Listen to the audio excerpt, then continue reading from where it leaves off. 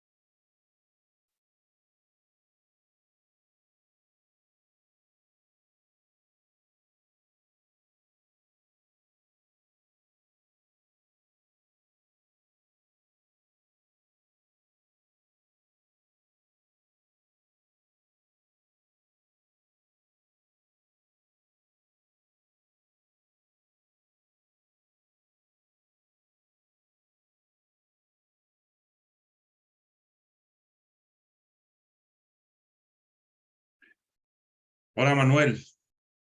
Espera. Que te va a saltar ahora. Dale a aceptar al mensajito que te sale. Porque tienes que activar tu micrófono. Ahora. Vale, ¿me oyes? Sí, ahora sí. ¿Quién eres? Víctor. No, yo soy Santiago. Santiago, hola Santiago, buenas tardes. Buenas tardes, yo estoy para... Sí, ya te veo ahí, Santiago Ibarra Jiménez, vale, perfecto. Exacto. Bien. Estoy diciéndole a Ruiz que se conecte ya. Vale, sí, me dijo que a -4, -10 estaba conectado, vale. Sí. Y ya cuando se conecte os explico el proceso. Ya como es el último coloquio, aquí ya os dejaré vuestro Vale, tiempo. nos dejas ahí. Sí, esparciros si queréis, tomad Bueno. vuestro tiempo. Y bueno, a ver, no, bueno, asegurar que es el último coloquio, sí. Sí.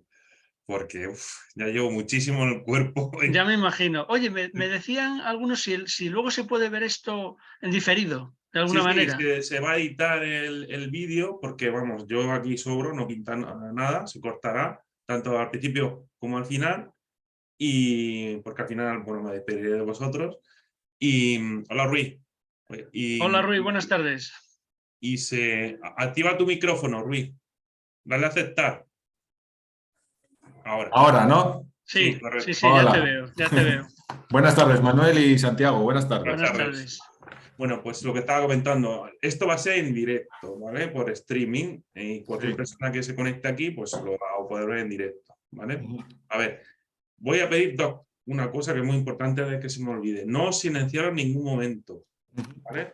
Porque yo voy a quitar, una vez que empiece, o un poquito antes de que empiece, voy a quitar los permisos para que la gente pueda hablar y activar su vídeo, ¿vale? Si yo veo que alguno de vosotros tenéis algún problema de señal de vídeo, os saldrá una especie de ventanita diciendo que reactivéis vuestra señal de vídeo, ¿vale? Porque tampoco vale. tengo permisos, ¿vale? Bueno. Eso es para que no se meta gente, en fin, que, bueno, pues haciendo tonto o cualquier tontería, ¿vale?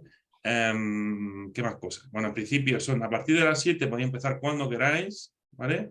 En principio son 50 minutos, pero como es el último ya coloquio, yo, por mí, hombre, siempre que me dejéis un minuto, porque yo tengo que ir al supermercado, sí o sí, si no, hoy no, ni ceno, ni mañana como.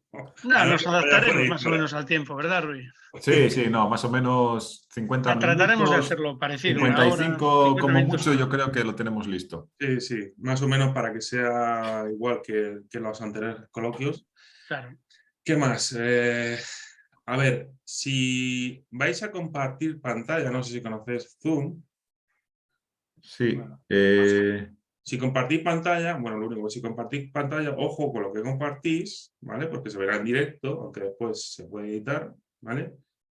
Y luego, a ver, si compartís, dejad de compartir porque si no ocupáis todo el plano. O sea, lo que compartáis se va a ver todo y vosotros vais a aparecer una esquinita.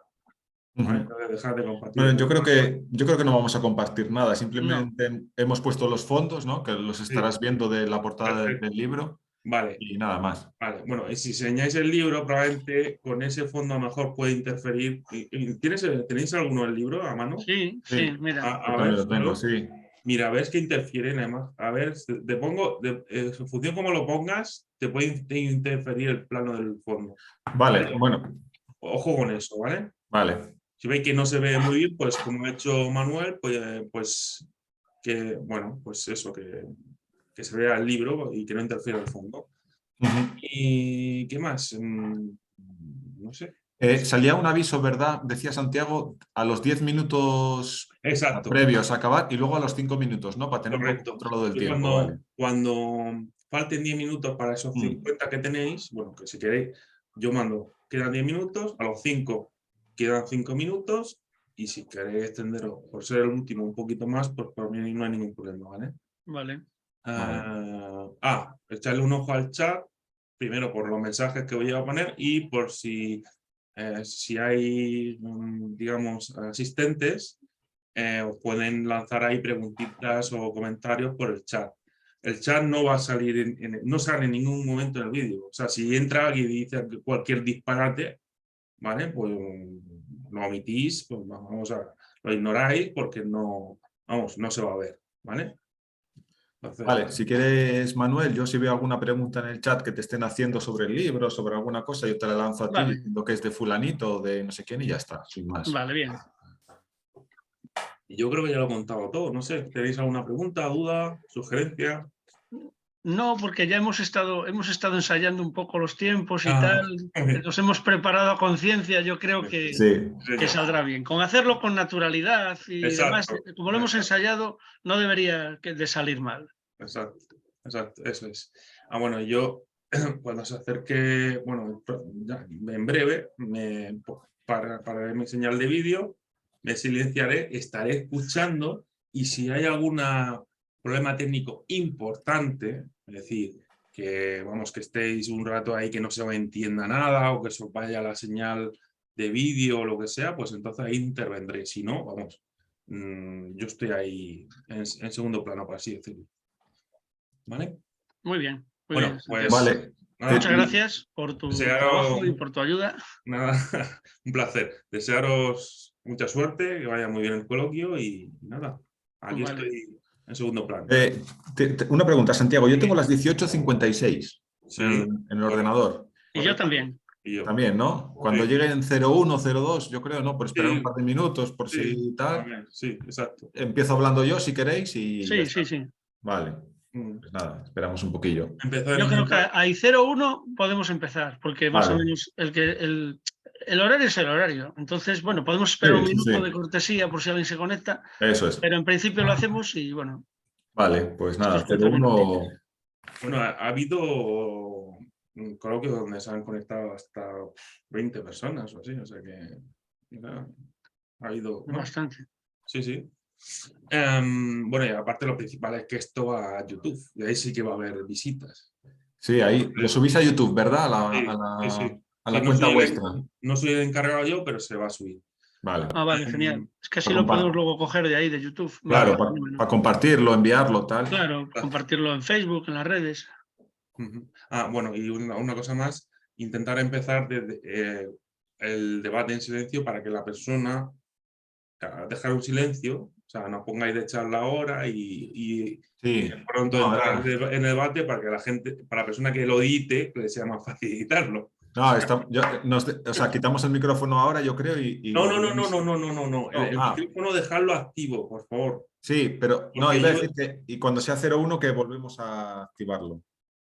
vale, venga, te voy a, vale, No, vale. estamos en silencio, da igual, vamos. No, Yo sí, estoy en vale, vale. silencio y ya está, porque luego si no, igual me lío. No, es que es que yo voy a quitar los permisos después, cuando vosotros empecéis, porque no quiero que nadie entre alguien y empiece a, yo qué sé, a pegar, chillir, yo qué sé, algún Sí, tonto puede sin haber cualquier pagar. loco por ahí que diga, que Exacto, llame cualquier cosa, yo qué sé. exacto. Sí, sí, que ya me ha pasado en alguno, que en fin, pero ya está. Que sí, que la gente está muy mal. Ya está, exacto. Hay cada personaje en esta vida que madre mía. Por eso no. Me Vale, parece bien. Los dejamos activos, pero estamos en silencio y ya está, sin más. vale, o podéis hablar y cuando consideréis, dejáis un huequecillo para que esa persona que edita el vídeo, pues lo edite más Vale. fácilmente. Muy ¿Vale? bien. Ok, pues nada, esperamos si fuera listo. Manuel Ángel, ¿quieres que te ponga el apellido también? Vale, Vale. sí. Mira, pues te voy a poner. Si puedes. Morales, ¿quiero el primero o los dos? Morales, pon Manuel Ángel Morales. Vale. Escudero, si lo puedes poner. Sí, sí, Lo claro. que pasa es que igual tapamos, bueno, como tú veas. Yo con uno llega, pero bueno, me Va a suelo poner salir, siempre los dos. van a salir todos. Pues Mira. ala, sí. Ya está. Mm, Me dice aquí, su nombre ha cambiado, Manuel Ángel Morales Escudero. correcto. Vale. Vale. Bueno, pues yo ya paso el segundo plano, ¿vale? Vale, Muchas quedamos en gracias. silencio, Rui, ¿vale? Sí.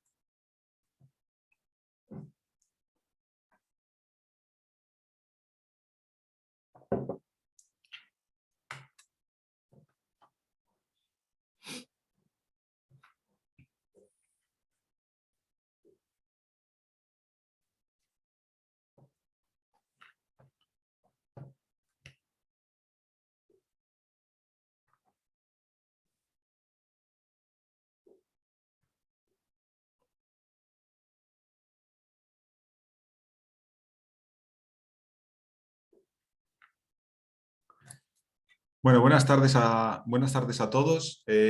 Muchas gracias a la Feria de Libro de Murcia, Ex Libris, por invitarnos tanto a Manuel Ángel como a mí a participar en este sábado en la feria, a poder presentar tanto a Manuel Ángel como a su última novela, Somnium, o su último libro, del cual hablaremos hoy. Muchas gracias a todos los que estáis participando en esta presentación y los que participaréis posteriormente, bueno, a través de redes sociales.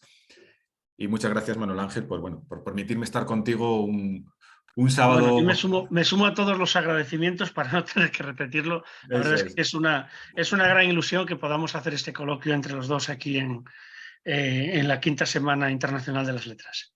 Para mí, o sea, estar con Manuel Ángel es un lujo. Primero, por quién es, que ahora lo presentaremos, hablaremos de él, hablaremos de su libro, hablaremos de otras cosas, ¿no? Para conocerle un poco más y entrar en su obra. Y además porque es un buen amigo. Y con los buenos amigos siempre se está muy agradecido que te inviten a este tipo de actos tan relevantes, ¿no? Así que voy a hablar un poquito de Manuel Ángel, muy poquito, porque al final lo importante es que hable él, que hablemos de su libro. Pero sí que es importante, bueno, yo creo que la mayoría lo conoceréis, pero bueno, para los que no estéis o para los que no lo conozcáis, creo que es importante establecer el marco en el que estamos. Bueno, Manuel Ángel es catedrático, es escritor, es crítico literario y es vocal de la Asociación Española de Críticos Literarios y la homóloga internacional, con lo cual es una de esas personas que lleva la literatura en la sangre, que lleva la literatura en su día a día y desde, yo creo que el primer libro suyo es del 88, 89, o sea, ya hace un montón de años, ¿no? Un poemario, hasta el día de hoy, con lo cual es una de esas personas que la literatura forma parte de su vida. Ayer lo comentábamos, estábamos con unos amigos y comentábamos una anécdota que tuvimos hace tiempo en la cual Manuel Ángel, bueno, pues hablaba del montón de libros que tiene en su casa, porque al final, para ser escritor, más allá de escribir, de gustarte escribir, de gustarte contar historias, lo que te tiene que gustar es la literatura, seguramente. Muchos de los autores que han pasado por aquí y de los que pasarán en el futuro lo comentarán, que al final el que escribe es porque ama la literatura. Manuel Ángel es una de esas personas que ama la literatura, que ama leer, que ama escribir, que ama conocer nuevos autores, nuevas historias, y que forma parte de esas personas, muy pocas personas, pero un grupo muy reducido, con lo cual es un lujo poder estar con él y que pueda participar aquí en Ex Libris. de esas personas que eligen uno de los premios más relevantes, si no el más relevante de España en el mundo de la literatura. Así que nada, Manuel Ángel, agradecerte poder participar contigo, agradecerte que estés aquí en la feria de Murcia y nada, si te parece hablamos un poco de lo que es Somnium, porque es tu última creación, ¿no? Somnium, para los que no lo conozcáis, es un libro de relatos cortos. Yo siempre he dicho que para mí los relatos cortos es una de las disciplinas literarias más difíciles que hay. Yo creo que la poesía es la buena poesía es muy, muy, muy difícil y los relatos cortos es tremendamente difícil porque es concentrar en un espacio físico muy pequeño, de apenas unas líneas, unos párrafos, unas páginas, historias que podrían ocupar una novela entera. Y eso es Somnium, al final. Somnium es un recopilatorio de relatos que podría ser un recopilatorio de novelas, porque algunas de las historias, desde luego, y yo te animo, Manuel Ángel, a extenderlas, algunas de ellas, porque la verdad es que merecen muchísimo la pena adentrarse en ese mundo que creas, ¿no? A través de los diferentes personajes, de las diferentes historias y de los diferentes textos. Te quería invitar, porque creo que lo importante es que hables tú y hablemos de los diferentes relatos. Luego hablaremos de los relatos, leeremos algún párrafo pequeñito para dar un poco idea de cómo está construido el texto. Pero sí que te quería invitar a que introdujeras tú, que al final es el autor, el creador de toda esta maravilla de Somnium, a que nos hablases un poco de Somnium, bueno, pues la construcción del libro. El primer relato creo que es uno de los más representativos por la idea y por lo que representa. Si nos puedes hablar un poco de él, así que nada, darle un poco la voz para que nos hables de Somnium. Muy bien, Luis, muchas gracias por tus palabras. Efectivamente, me gusta escribir, llevo escribiendo desde niño y lo intento hacer, la verdad es que desde la humildad. Estamos en la Semana Internacional de las Letras y bueno, tengo la suerte y el privilegio de poder estar con grandes escritores y para mí eso es importante, poder compartir lo que escribo pues con grandes escritores, en este caso contigo en este coloquio. Somnium es mi tercer libro de relatos. El primero fue Los cuentos del durmiente, fue la primera incursión en el relato, que siempre es un género que me gusta mucho. Luego ya pasados bastantes años, escribí un par de novelas, Italia y Hikikomori, y luego volví al campo del relato con El toque de las ánimas y otros relatos que incluía una estructura similar en estructura a Somnium, que era un relato más largo, y luego relatos cortos. En este caso, en Somnium, he tratado de seguir en la línea de ir depurando el relato, haciéndolo más sencillo, haciéndolo, digamos, yendo a la esencia de lo que es el relato. Y como comentaba ayer contigo, el libro, tanto en su forma como en el fondo, tiene un trasfondo, yo diría que religioso. En primer lugar, por la portada, ¿no? La portada es un cuadro de un pintor berciano, Luis Gómez Domingo, también compañero mío, fue en el Instituto Gil y Carrasco, y ahora ya jubilado, es uno de los grandes pintores de aquí del Bierzo y además es un hombre que ha ilustrado varias obras del Instituto de Estudios Bercianos, ha hecho algún libro y que ha pintado como hacían los pintores de antes, mucho para las iglesias de aquí del Bierzo. Y uno de las series que tiene sobre la Semana Santa tiene el cuadro que va en portada, que es la figura de Cristo en el sepulcro, que en realidad como él no titula los cuadros, porque él dice que no les pone título a los cuadros, bueno, pues yo lo titulé yo, este cuadro, tuve el honor de titularlo y le llamé El sueño de Cristo, ¿no? Porque me pareció que era cuando estuve allí en su estudio, me pareció que era muy apropiado para este título del libro, que es Los sueños, ¿no? Sueños.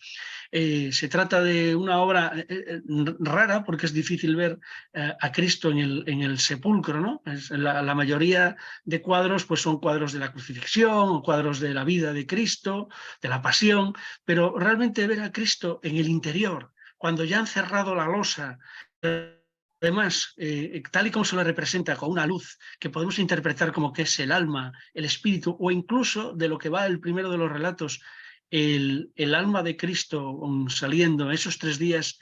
Se dice que Jesucristo bajó a los infiernos, ¿no? Imitando lo que era el mito de Orfeo, ¿no? Que baja al infierno.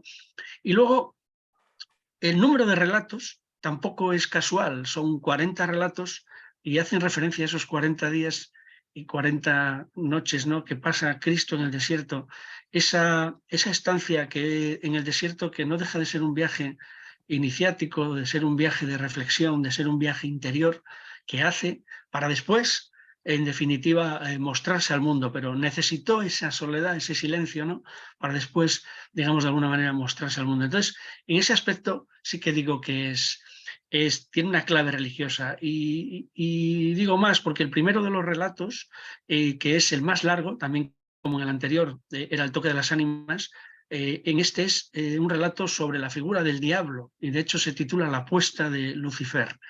Y el diablo en la literatura es un continuo, ¿no? Yo diría que no solo en la literatura, sino en la historia de la humanidad, en todas las religiones, en todas las creencias, con un nombre u otro, la figura del diablo siempre ha estado presente. Por ejemplo, en la Biblia, en el Apocalipsis se hacen varias referencias a la bestia, ¿no?, al diablo, se le representa de muchas maneras, por ejemplo, como una bestia de 10 cuernos y 7 cabezas. Pero bueno, yo cuando pensaba en el diablo, aún sabiendo esa tradición religiosa, pensaba en un diablo más literario. Lógicamente uno, como dices tú, tienes muchas lecturas que eres incapaz de separarte de esas lecturas. Es decir, pues te acuerdas de la Divina Comedia de Dante, te acuerdas del Fausto de Goethe, pero mi diablo es un diablo más moderno, ¿no? Es un diablo al estilo un poco como que se diferencia sobre todo por una de las características que es esenciales, ¿no?, del demonio. En este caso yo lo denomino como Lucifer, ¿no?, que es el tema de la mentira. La mentira es lo que distingue al diablo. De hecho, hablo en uno de los momentos de una de las variantes de la mentira, que es la hipocresía, ¿no? Y ese es un poco el tema más político cuando hablo de la hipocresía de uno de los personajes a los que va a visitar ese diablo. Y sobre todo yo tenía muy presente por ejemplo, el diablo que aparece en las cartas del diablo a su sobrino de C.S. Lewis, o sobre todo en el diablo, el Voltan de El Maestro y Margarita, ¿no? Ese diablo que baja a Moscú y habla con Margarita para intentar salvar a su amante, que es el maestro, que está escribiendo una novela sobre Poncio Pilatos. En su día fue una novela que me impresionó, y digamos que toda esta amalgama de lecturas al final se plasma en la apuesta de Lucifer. Como digo, la figura del diablo yo la veo hoy en día, si me imaginara el diablo me lo imaginaría de traje, ¿no?, muy simpático, siempre sonriente, porque en definitiva lo que busca el diablo es la atracción, ¿no? Y en este caso el cuento plantea una apuesta del diablo en los infiernos, que digamos hay como siete partes, ¿no? La primera es la presentación de la apuesta del diablo, en la que elige a 5 de sus diablillos, digamos, o más bien diablos intermedios, ¿no? Y habla del trono. Por ejemplo, el trono de Lucifer, alguno lo reconocerá como existe, aunque algunos dicen que el trono que hay en el Vaticano, un trono que hay de bronce, si uno busca trono de Lucifer en internet, verá ese trono que está descrito en el libro. Existe. Yo he visto allí a Benedicto XVI, por ejemplo, sentado, y a otros papas, y la verdad es una obra maestra, ¿no? Evidentemente es una obra cristiana, y el que asciende no es el anticristo, como dicen, ¿no? Es Cristo. Bueno, pues como digo, luego están esos 5 diablos que compiten entre sí. Les han prohibido matarse, por si no ellos, lógicamente, como diablos, intentarían acabar con el resto. Y cada uno de ellos, digamos que va a ganarse las almas con diferentes pecados, ¿no? Diferentes pecados de los hombres. Y luego, eso, digamos, va transcurriendo las acciones, y luego tiene, lógicamente, un final, ¿no? El final también, digamos que aquí está presente algunas lecturas. Yo no quería un final triste, no quería un final macabro. Me acordaba de otro de los grandes autores a los que admiro, de Oscar Wilde, y de sus relatos. Era un gran escritor de relatos. Y siempre me impresionaron algunos de ellos. Recuerdo, por ejemplo, el del gigante egoísta, o recuerdo, sobre todo en este caso, el del príncipe feliz.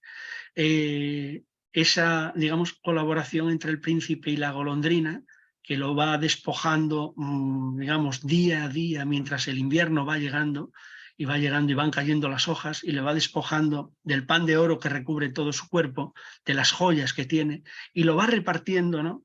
Lo va repartiendo a las personas que lo necesitan. En este caso, pues bueno, a una niña, a una anciana. Bueno, yo vi en ese cuento pues un ejemplo salvífico, ¿no?, del poder del bien sobre el mal.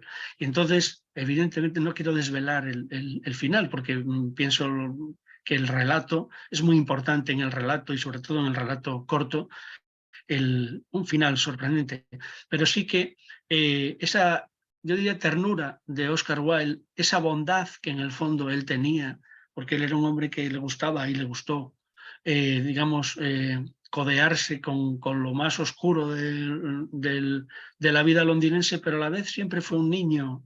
Yo siempre lo he visto como un niño muy tierno, muy ingenuo en el fondo, y todo lo que le sucedió por su máxima ingenuidad. Y quería que esa ingenuidad también estuviera en el relato. Así que, como digo, como decías tú al principio, los escritores somos lo que leemos. Por eso no concibo que un escritor no lea, porque al final todo lo que leemos eh, tiene que estar en los relatos, de alguna manera va a salir, ¿no?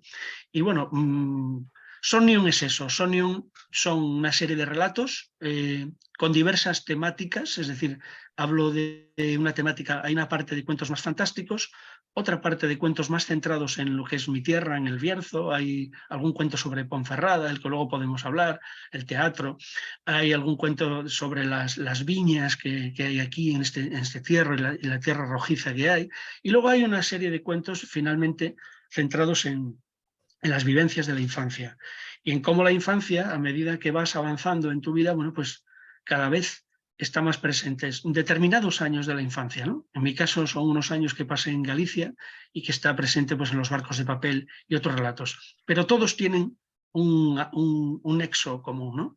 Todos tienen en el fondo esa búsqueda de la experiencia y, bueno, y transmitir. Algunos los he hecho tan solo para divertirme, como el viajecito y demás, pero todos tienen también un trasfondo en el que están los temas que me obsesionan.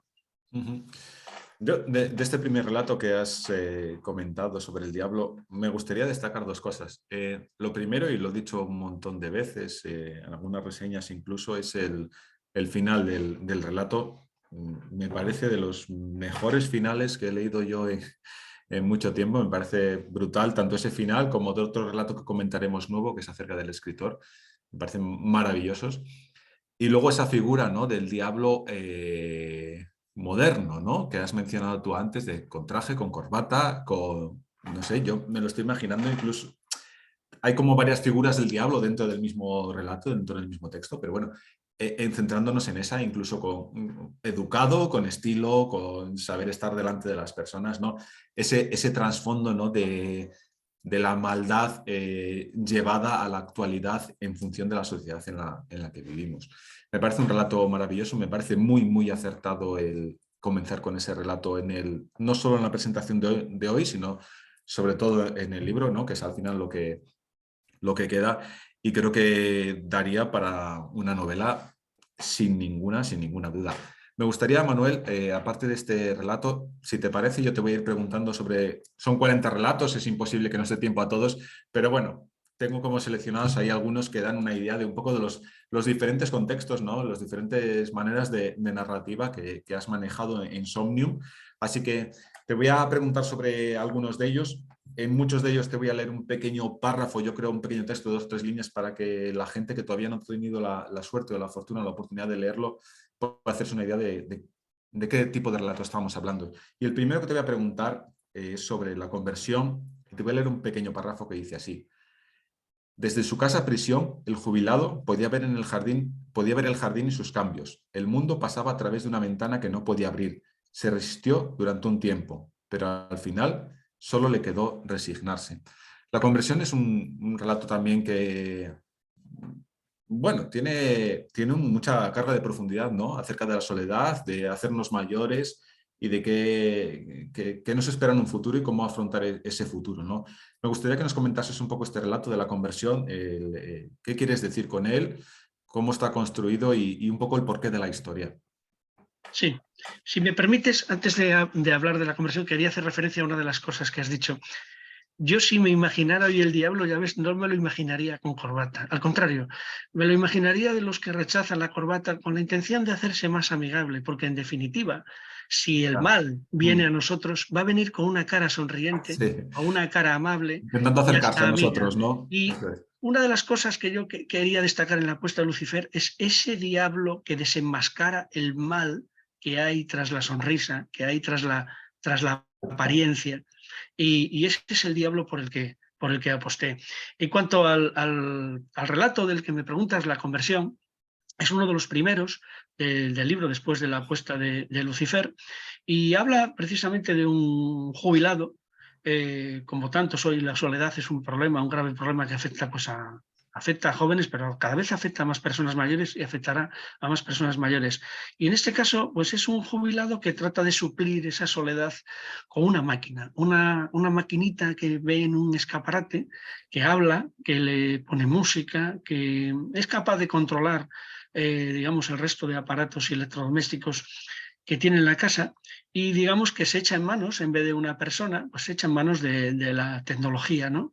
Se echan manos, como hoy podríamos echarnos en manos de las redes y de Twitter y de TikTok y de todo esto. Bueno, él se echa en manos de esta tecnología porque de alguna manera trata de suplir esa soledad con alguien que le quiere echar una mano. También ahí está el mal, ¿no? En definitiva, está también detrás de esas máquinas, sin ser yo un ludita, esto es que está contra las máquinas, que para nada.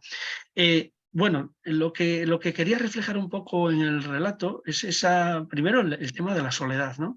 Y luego la deshumanización que puede, que digamos, podemos estar viviendo en el sentido de que cada vez estamos más inmersos en nuestro pequeño cubículo rodeado de nuestras máquinas, de nuestros aparatos, y quizá falte esa humanidad. En este caso, yo cuando escribí el relato me sorprendí por dónde me iba llevando, porque en algunos casos, bueno, me llevaba casi al comportamiento absurdo. Las máquinas se transforman, adquieren vida propia, incluso se convierten en elementos que mutan, ¿no? Y el propio jubilado asiste primero, digamos, eh, abstraído, ¿no? O sorprendido ante eso, estupefacto, más bien sería la palabra, y luego, sin embargo, de alguna manera se echan manos de esa tecnología. Aquí sí que hay algo de desesperanza, es un cuento desesperanzado, es un cuento que no tiene un final feliz, sin contar el final, es un cuento que no tiene un final feliz, porque yo creo que la soledad y la tristeza que conlleva el no compartir, ¿no?, con otros seres humanos y dar esa preponderancia a las máquinas no conduce a nada bueno, conduce prácticamente a una especie de suicidio moral y cultural. Entonces, así como en otros cuentos hay esperanza, bueno, este es un caso de un cuento con pocas esperanzas, es un cuento que termina de una manera como si dijéramos, como terminaría una máquina, ¿no? A mí, desde luego, es un relato que me ha gustado desde el primer día que lo leí, igual que me ha gustado un montón por el que te voy a preguntar ahora, que es el escritor, además muy relacionado contigo como autor y como escritor y con muchos de los que nos están viendo y de los que nos verán próximamente, ¿no?, a través de redes sociales. El escritor tiene un final que, por supuesto, no voy a desvelar y que siempre he tenido la tentación de algunas de las presentaciones que hemos hecho conjuntas, de decir cómo acababa, pero bueno, evidentemente no se puede desvelar, pero me parece un final maravilloso, igual que el primer relato del que hablábamos. Voy a leer un pequeño párrafo también del escritor, porque creo que sirve mucho para contextualizar el relato, y dice así: había pasado años encerrado, inmerso en sus múltiples novelas, cuentos, poemarios y obras de teatro, asomándose al balcón tan solo para contemplar la aurora. Los únicos momentos en los que salía los dedicaba a dar paseos por la orilla del río, meditando, hablando en voz baja, como si susurrara a los árboles. El escritor habla mucho, habla en profundidad sobre la utilidad o la inutilidad de la literatura y la vivencia o la supervivencia, perdón, creo que es la palabra más adecuada, la supervivencia de la obra al autor, o sea, de la obra que llega mucho más de lo que es la vida del propio autor, del propio escritor que lo ha plasmado, ¿no?, en un texto. Háblanos un poco del escritor y de un poco el porqué de este relato. Bueno, el escritor es un relato que habla precisamente de la importancia de la literatura para muchas personas. Yo y tú mismo conocemos a muchas personas que sin la literatura su vida no sería lo mismo. Con más o menor éxito, pero al final esa vida literaria, esa vida de escribir y a la vez, digamos, desarrollarse a través de la literatura, le ha dado sentido a su vida. Y de tal manera que lo que veo, en lo que yo imaginaba en el escritor es alguien que le da sentido a su vida. Él es un escritor. Se supone que es famoso, aunque no sabemos muy bien por qué es famoso si su obra estaba inédita. Se supone que la ha enseñado y los que la han visto han quedado absolutamente maravillados. De alguna manera el escritor también es egoísta en el sentido de que quiere quedarse casi la obra para sí, ¿no? Es un fruto tan preciado que casi que no quiere compartirlo. Pero ahí introduzco un elemento que es inexorable para todos, que es la muerte. Y ahí pensaba en el romance ese de yo me estaba reposando anoche como solía. Soñaba con mis amores que en mis brazos se dormía. Es decir, una persona que en lo más apasionado de la vida recibe la visita de la muerte, ¿no? Bueno, pues al final la muerte es un elemento inexorable del que nadie puede huir y en este caso la muerte se le va a presentar a ese escritor que está tan, de alguna manera, ensorbecido por su propia obra y por la propia belleza de su obra. Es como una especie de Adonis, ¿no?, que se enamora de su propia imagen, de lo que él hace. Pero claro, en un momento dado, la muerte, no voy a decir que le plantea una opción, ¿no? Le plantea una opción y es cuando aparece el tema de qué es mejor, vivir o vivir a través de los libros, ¿no? Entonces, bueno, ahí lo dejo porque no quiero decir que es lo que exactamente elige el escritor, pero lo cierto es que también planteo que una pasión obsesiva, las consecuencias que puede tener, y al fin y al cabo la literatura, y estamos en una Semana Internacional de las Letras, la literatura es muy importante y la literatura es la vida, pero la vida es también algo más que la literatura. Entonces, ahí lo dejo, ¿no? Para ver a dónde puede llevar la obsesión en este caso, de un hombre, ante el cual y ante su obra la misma muerte es capaz de maravillarse de lo que había llegado a escribir, ¿no? La muerte, de alguna manera, también queda prendada de la belleza de eso. En cuanto a la supervivencia, efectivamente, la obra vive más que el autor. Y como decía Borges cuando lo querían conocer, ¿no? Decía, es que yo les digo siempre, a un escritor se le conoce por su obra, sobre todo, más que por lo que estamos hablando ahora. A un escritor se le conoce por su obra, pero bueno, él también dejaba que le entrevistaran y le gustaba conversar. Luego, se le conoce por su obra y también por lo que dice. Eso es así, ¿no? Pero bueno, dejo el final porque no quiero revelarlo, lógicamente. No, no, no. Y la verdad es que a mí me han entrado muchas ganas, algunas presentaciones que hemos hecho conjuntas, de desvelar el final, porque me parece maravilloso. Así que animar a su lectura, porque no solo por lo que cuenta, sino por el final. Al final es casi una reflexión en sí misma metida en una única frase, o sea que no se puede estar más acertado. Te iba a preguntar por otro relato, Manuel, que es La maleta. La maleta también es uno de los relatos del principio. Estamos un poco yendo por orden, el mismo orden que contiene el texto de Somnium, que contiene el libro. Por supuesto, como decíamos antes, no podemos desafortunadamente hablar de todos, pero bueno, sí algunos de ellos. Y yo creo que la maleta es muy, muy reseñable, ¿no? Muy destacado. Voy a leerte uno de los párrafos que dice así: no debía olvidar la maleta. En ella llevaba la única comida de la que disponía. En ella estaba la fortuna de los Newman, su porvenir. Caminaron de nuevo. La maleta nos habla un poco de, bueno, como lo veo yo, del destino, ¿no? Y bueno, del buenismo, ¿no? Si se puede definir así como tal. Háblanos un poco de la maleta, porque yo creo que es otro de esos textos. La fortuna que tiene Somnium y este tipo de textos sobre relatos cortos es que lo puedes leer salteado para atrás, para adelante, puedes hacer un poco la combinación que más desees en ese momento. Y yo, desde luego, La maleta es uno de los que recomiendo leer casi desde el principio, así que háblanos un poco de La maleta. La maleta está basada en un hecho histórico. No es en sí mismo ese relato histórico, pero sí que está basado en un hecho histórico, en el hecho de digamos, la huida de los judíos durante el régimen nazi, que muchos de ellos huían con lo poco que podían llevar, porque no se les dejó llevar ningún tipo de, evidentemente, todos los bienes que tenían, pues llevaban básicamente oro, joyas, huían con lo poco que podían tener, el que podía comprarse un guía. En este caso huían por la zona de Suiza para pasar a Suiza. Y muchos, desgraciadamente, acabaron, algunos conseguían llegar, pero muchos acabaron ahogados o asesinados durante el trayecto, porque evidentemente eran presa de facinerosos que querían robarles y aprovecharse de su desgracia. Pero bueno, basándome en ese hecho histórico, yo quería hacer un cuento que evidentemente va también sobre el destino. Es decir, a veces parece que el destino está esperando ese fatum, ¿no? Fatal, que está esperando a la persona, al personaje, ¿no?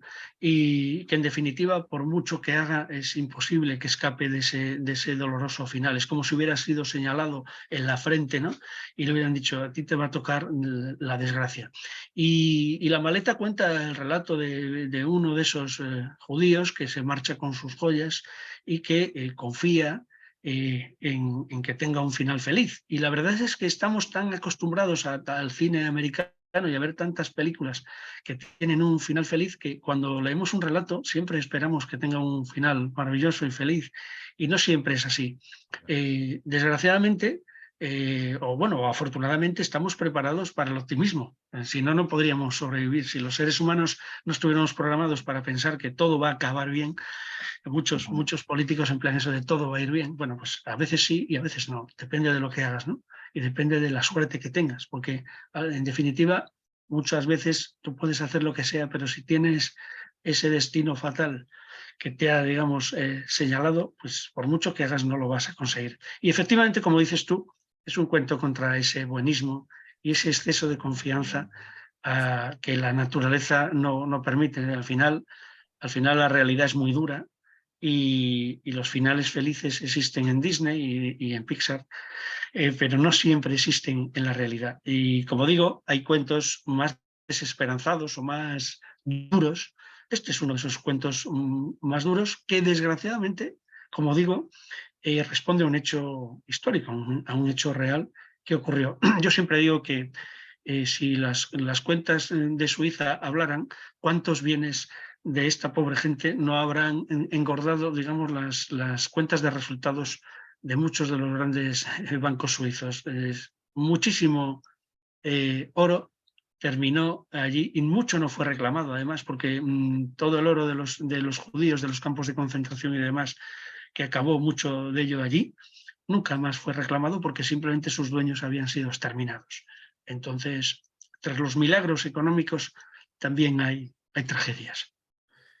Eso es, y me parece muy adecuado, ¿no?, que hables de los finales que no son felices, porque al final, si la literatura pretende o quiere reflejar la realidad, no todos los finales pueden ser felices, efectivamente, ni todas las historias pueden ser felices. Voy a dar ahora un pequeño salto hasta la cepa, por dos cosas. Uno, porque es la relación que puede tener tan histórica con el vino, la tierra de la que tú procedes y de la que procedo también, ¿no?, que es el Bierzo.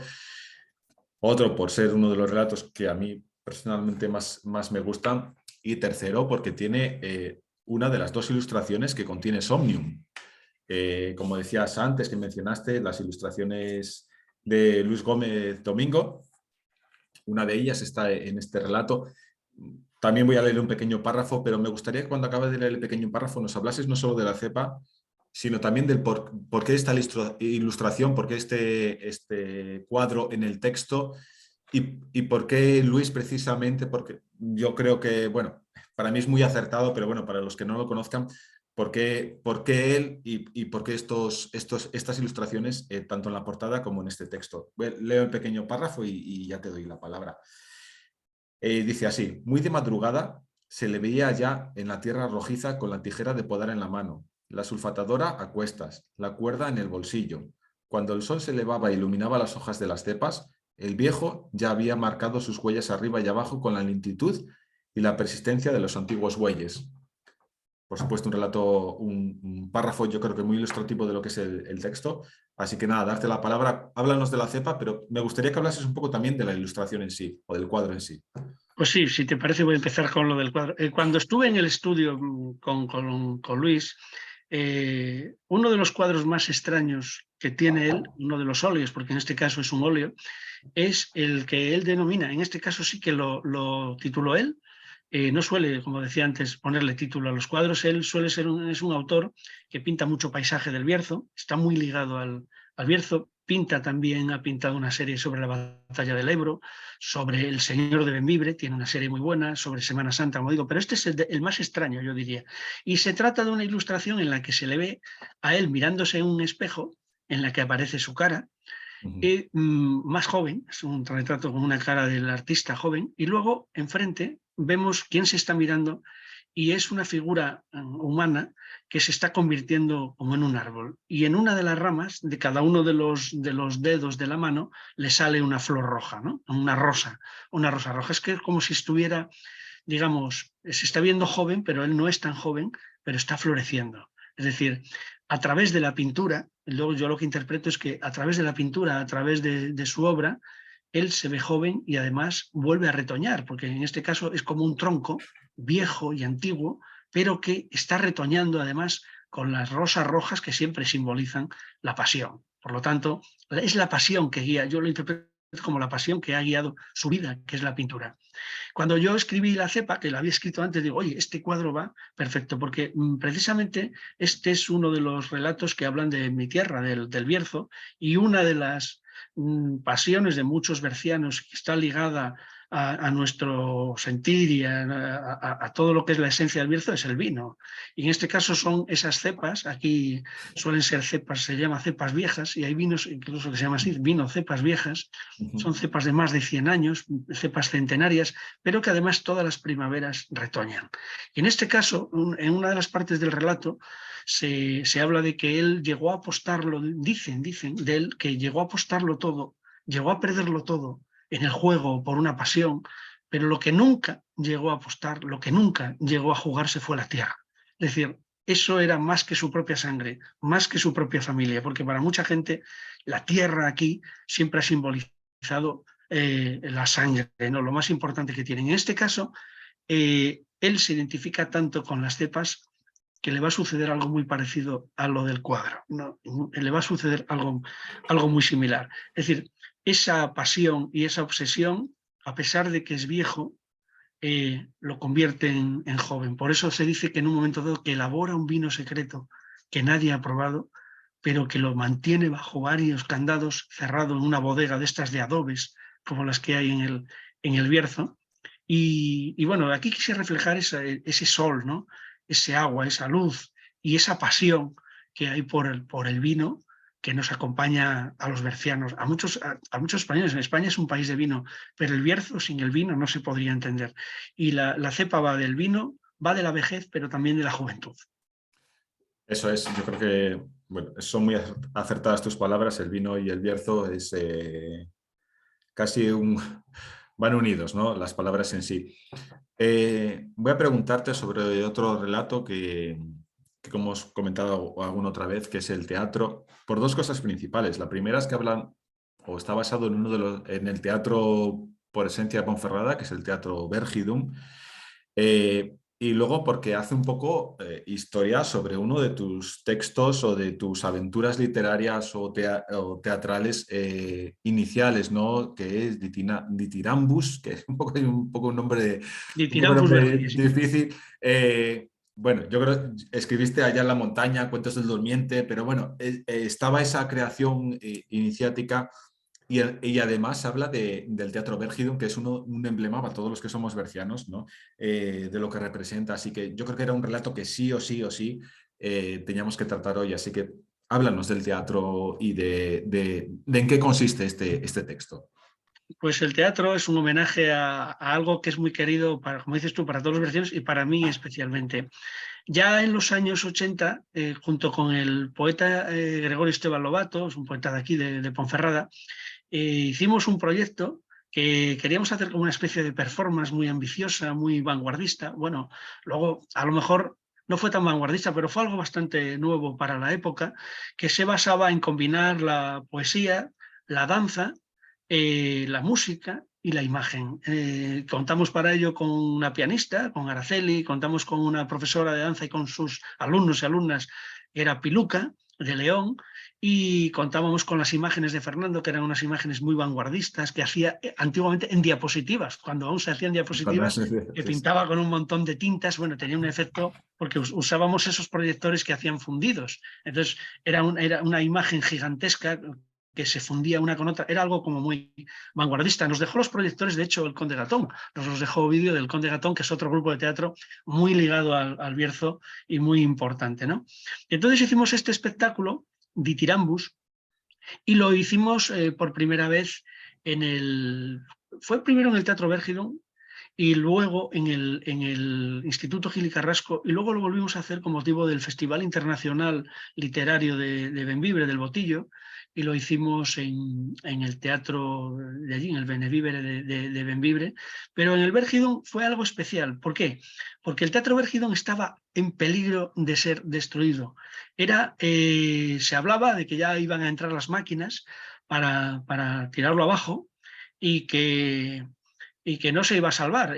Ponferrada había tenido un teatro muy sonado, que era el Teatro Edesa, donde aquí llegó a venir pues desde Antonio Machín, lo mejor de lo mejor, Lola Flores. Bueno, era algo emblemático, pero ese teatro no se pudo salvar, y eso en la mente de muchos ponferradinos pues pesó, y de muchos bercianos. Luego estaban otros teatros, porque primero fueron teatros como el Teatro Adriano y luego se convirtieron en cines, pero el Bérgido tenía algo especial. Es un teatro de esos antiguos, así muy romántico, muy especial. Y yo había vivido una experiencia, como te conté una vez, que era que había estado viendo allí la película del Resplandor, y recuerdo cómo de aquella te dejaban comer en el cine y comías maicitos, y había gente que llevaba hasta el bocadillo. Bueno, total que recuerdo estar solo en el teatro y ver pasar unas ratas enormes de un lado para otro y oír los ruidos era como muy terrorífico, ¿no? Pero en el caso del Ditirambus no fue así. Nosotros íbamos a ensayar a las 4 de la mañana, a veces 3 de la mañana, nos dejaron las llaves del teatro, jugábamos a bajar la araña del techo, que es una araña gigantesca. Supongo que hoy también se bajará, aunque no se ha bajado, pero se baja para limpiarla, y se bajaba con una manivela. Entrábamos en los camerinos, sabíamos que aquello, que cualquier día lo echaban abajo. Bueno, investigamos. Y recuerdo los murciélagos que volaban, porque entraban los murciélagos, era todo como muy interesante, y parecía incluso como que nos acompañaban los espíritus. Entonces, es un homenaje, el cuento es un homenaje al Teatro Bérgidum, el relato es un homenaje a aquellas noches que pasamos allí ensayando, con música, con imagen, al inicio prácticamente lo que fue la vida de la literatura, del teatro. Porque yo había estado en el Festival de Teatro del Instituto de Estudios Bercianos, había participado con una obra de teatro cuando tenía 16 años, que era Diálogos de Organillo, también hice teatro en su momento, y bueno, pues para mí fueron mis inicios. Afortunadamente el teatro se salvó. Yo creo que fueron esos espíritus benignos que tal. Y el otro día nos comentaba la concejala de Cultura, Conchi, que había hasta un fantasma ahora, que se llama Sí, Egidio, creo, ¿no? Algo así. Sí. sí, sí. Y esa idea, este cuento, evidentemente, es un cuento de los buenos, de los que terminan bien, de los que de alguna manera te dan una alegría. Y ese teatro se salvó pues gracias al equipo de gobierno de entonces, gracias al esfuerzo de muchos ponferradinos y de muchos bercianos, que quisimos que eso no se tirara y que cada uno hizo lo que pudo. Y hoy, bueno, pues como se dice en el cuento, es el orgullo cultural de la ciudad. Efectivamente. No nos queda mucho tiempo. Me gustaría estar hablando contigo de un montón de textos más, de La Trinchera, de Navidad, del Espectro. Bueno, cada uno podría tener un montón de preguntas acerca de todos estos textos que escribes, pero me gustaría aprovechar estos últimos minutos para que la gente que nos está viendo y que nos verá en el futuro te conozcan un poco más como autor, ¿no? Porque hablamos de Somnium, pero bueno, yo quiero animar a leer pues tanto Isectalia como Hikikomori, como El toque de las ánimas, que es un poco no sé si precuela, pero bueno, un texto, un libro que sigue, que Somnium ha seguido un poco esa evolución. Entonces, para conocerte un poco como autor y que nos hables un poco más de ti, más allá de Somnium. Y te voy a hacer una pregunta que es sencilla de plantear, pero difícil de responder al final. No sé si podrás resumirla brevemente, que es un libro de textos muy cortos, de relatos cortos. Yo creo, como decía al principio, que tanto la poesía como los relatos cortos me parece bueno, una rama de la literatura tremendamente difícil. Me gustaría que nos hablases un poco, tú que tienes experiencia en esto, tanto de la poesía como de relatos cortos, ¿cuál es la mayor dificultad, centrándonos en relatos cortos y en Somnium, a la hora de hacer este tipo de recopilatorios o de libro? Y que, aparte de la dificultad, ¿qué es lo que más te atrae, ¿no?, a la hora de hacer un libro sobre relatos tan breves? Pues sí, yo me encuentro muy cómodo en el relato corto. Como dije antes, yo escribí ya el libro Cuentos del Durmiente, que es del año 97. Luego, sí, me pasé a la novela, hice una novela, una fábula insectalia, con un país dividido en 17 mandarinazgos, digamos que ha habido una verdadera guerra, se ha dividido el país y cómo de alguna manera, pues, todo está representado por insectos, ¿no? Cómo está organizado Insectalia y cómo al final expresa de aquellos que la ven dividida, que están esperando su oportunidad para atacarla, ¿no?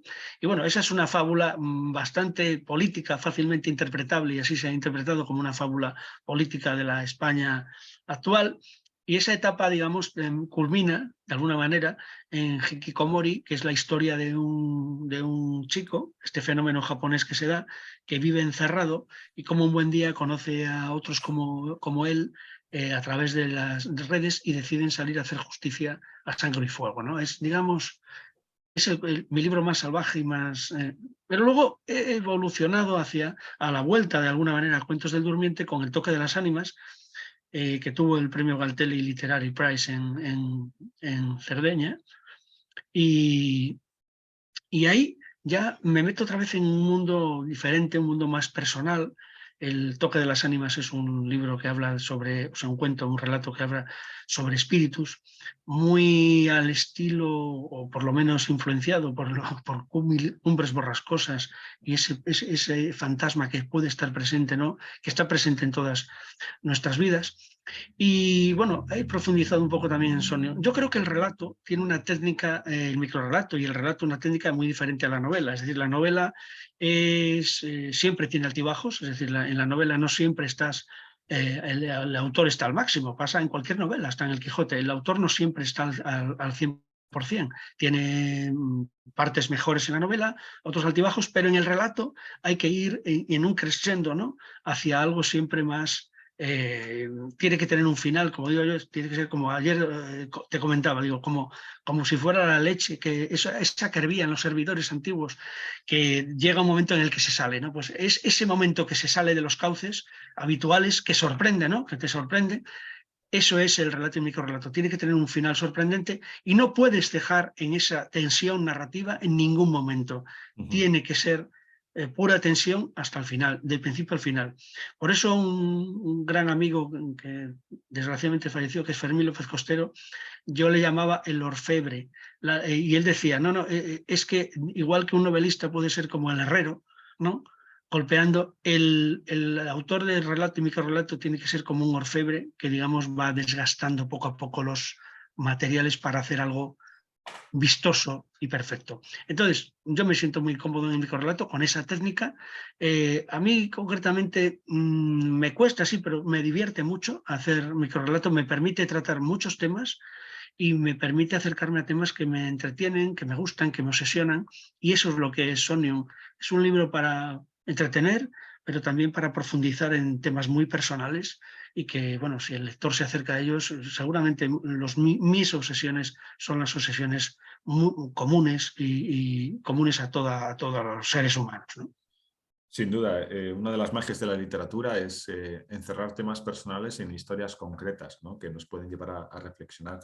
Aprovechando que te tenemos aquí con nosotros, me gustaría hacerte dos preguntas que se pueden hacer a alguien con tu trayectoria, ¿no?, como escritor y como miembro del Premio Nacional de Crítica, que es... son preguntas muy sencillas, pero yo creo que a la gente le llama mucho la atención, les gusta mucho escuchar, ¿no? Que alguien con esta trayectoria sea capaz de les explique un poco el porqué de las cosas. Te voy a hacer, bueno, dejo para... No, iba a dejar una para el final, pero bueno, te lo voy a hacer ahora. Yo creo que es una curiosidad sin más. Si tienes alguna manía a la hora de escribir, a la hora de redactar, yo tengo las mías, por ejemplo. Yo escucho un montón de música cuando escribo con cascos a un volumen bastante más elevado de lo recomendable. Yo sé que algunos autores pues escriben a determinadas horas, otros hacen deporte incluso antes de escribir. Háblanos un poco de tus manías. Manías, no son manías como tal, sino costumbres o técnicas que utilices a la hora de escribir, porque alguien que ha escrito tanto durante tanto tiempo, yo creo que es muy importante que nos explique el cómo lo hace, ¿no? Así que date la palabra para que nos hables de estas manías, ¿no? O de estas costumbres. Sí, pues mira, cuando estabas hablando de esto de las manías, me estaba acordando de uno de mis escritores preferidos, que es Yukio Mishima. Era un autor potente, poderoso, digamos, pura literatura hecha carne, y él tenía la manía de escribir de noche, es decir, él se ponía con un café y escribía toda la noche hasta que amanecía.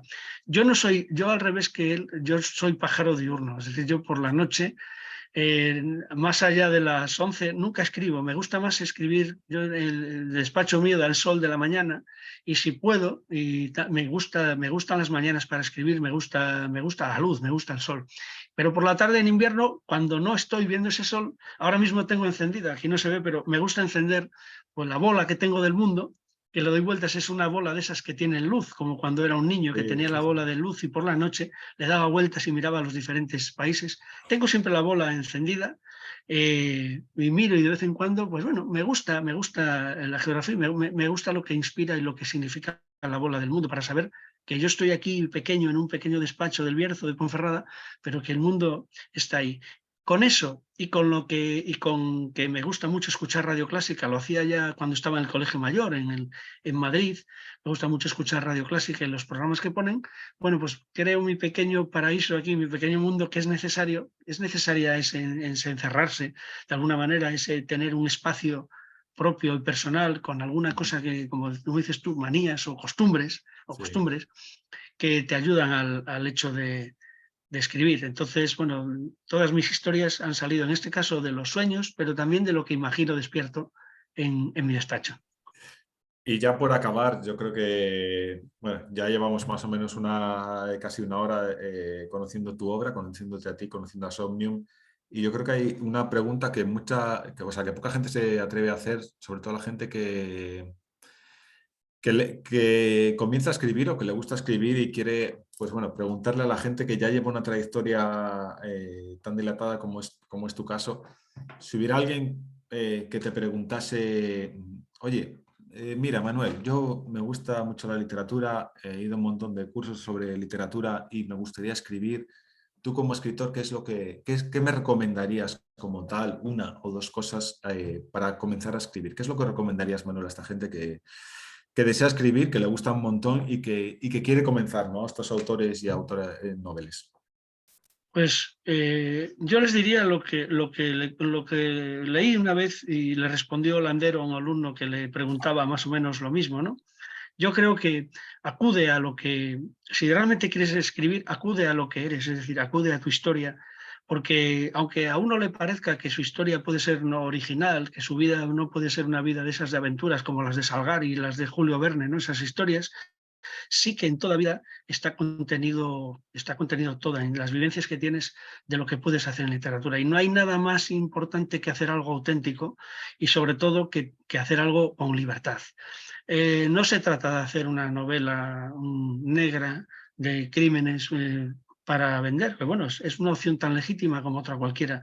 Yo creo que escribir, si escribes de aquello que te gusta, aquello que te apasiona, lo que es tu vida, lo que tú imaginas, y eres sincero contigo mismo y haces algo con lo que estés al final satisfecho, pues puedes estar muy contento, porque de lo que se trata al final es de ser honesto contigo mismo, de hacer algo con lo que estás contento y de que cuando lo tengas en la mano digas, esto es lo que yo quería hacer con libertad. Si luego gusta más o gusta menos, eso ya no depende de ti, eso no depende de ti. Pero desde luego lo que sí depende de ti es ser honesto contigo mismo, es hacer algo con lo que estés satisfecho dentro de lo que es, bueno, nunca se está satisfecho del todo, lógicamente, pero que estés contento con lo que has hecho. Y yo creo que con eso puedes tener la conciencia muy tranquila y puedes vivir con ello, porque realmente estás siendo honesto contigo mismo, eres honesto con los demás. Sin duda ninguna. Y bueno, ya para acabar, yo creo que, bueno, darte las gracias, Manuel, dar las gracias a Exlibris, a Murcia, a toda la feria, por acoger a Somnium en esta semana o en estos días tan representativos. Y darte la voz, Manuel Ángel Morales, para que cierres tú, que al final es el protagonista de todo esto, y con Somnium, para que digas unas últimas palabras, lo que desees comentar acerca de Somnium o de ti o de la literatura en general, vamos, para que puedas cerrar esta jornada, este día y esta hora que hemos pasado tan entretenida y con tanta carga de profundidad sobre la literatura. Así que nada, date la palabra, Manuel. Muchas gracias por invitarme a mí para estar contigo, tanto ahora como en otras ocasiones que hemos estado juntos. Y nada, te paso la palabra, sin más. Pues nada, yo poco hay que decir, simplemente que muchas gracias a ti, Rui, por hacer este coloquio. Se me ha pasado la hora muy rápido, la verdad. Dar las gracias a los organizadores y a los técnicos de la Quinta Semana Internacional de las Letras de Murcia. Creo que es una experiencia estupenda, creo que es un acontecimiento literario que se ha consolidado ya como un acontecimiento literario de orden mundial. Tengo la suerte de haber estado con grandes escritores compartiendo este espacio, así que lo dicho, yo trato de hacer con humildad aquello que honestamente quiero hacer. Hasta ahora lo voy más o menos consiguiendo, ya digo que satisfecho no se puede estar nunca, hago mis proyectos con humildad, intentar no ser soberbio, porque es algo muy negativo, y seguir disfrutando con la literatura. Yo afortunadamente siempre he disfrutado y siempre lo digo, la literatura solo me ha traído alegrías.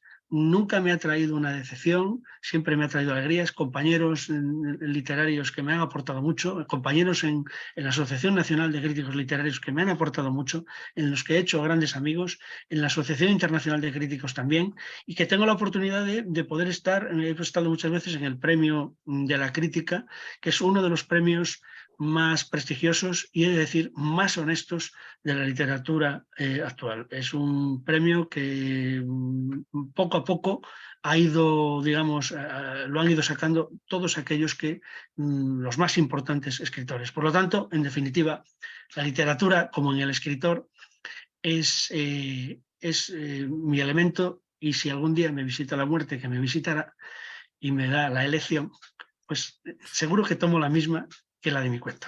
Alguien escribirá un relato al respecto sobre eso. Muchas gracias, Manuel. Muchas gracias a toda la organización y nada, daros un abrazo y nos vemos próximamente. Muchas gracias. Bueno, muchas gracias a los dos. Ha ido bastante bien. Ha habido algún pequeño... Una ralentización ahí, ¿verdad? Sí, de la señal, pero bueno, en general muy bien, ha ido muy bien el coloquio y a mí me ha interesado. Bueno, te ha gustado, vale, pues Sí. me alegro. Bueno, pues nada, si lo colgáis, nos decéis dónde podemos descargarlo y para ponerlo en las redes, ¿vale? Por favor, me mandáis, porque hay varias personas que me lo han comentado, entonces mandar un mensaje que yo preguntaré dónde lo están colgando exactamente, porque no soy yo la persona que lo edito y lo sube, y vale. ya me informaré dónde lo están. Supongo que habrá un canal en YouTube que si ponéis Exlibris o aparecerá ahí. Ajá. Yo lo busqué hace un rato y yo creo que hay un canal de la Sí. feria o de Exlibris. Genial. Entonces Vale. pondrán lo de este año 2022 y bueno, ya sé que han subido de días anteriores. Sí. Y bueno, el de hoy pues supongo que subirá mañana o el lunes a muy tarde. Muy bien. Tú, Santiago, eres de Murcia, ¿no? Sí, sí. Es que conozco a Miguel Boyano, el escritor, a Moyano, Sí. que es crítico literario también, igual le conoces. Estaba en Exlibris también, Manuel Moyano. Bueno, Sí, es que estuvo en Ponferrada y todo aquí en el Premio de la Crítica. Es que ha habido presenciales y también... Claro, igual fue presencial la de Moyano. Claro, Claro, sí, no, a mí no me suena. Y bueno. la verdad que Bueno, Santi, pues nada, muchas gracias por todo. Un nada, placer. vosotros, un placer. Venga. Luis, Mucha venga, hasta luego, nos vemos. suerte con el libro. Un abrazo Chao. a todos. Chao. Chao, Ruiz.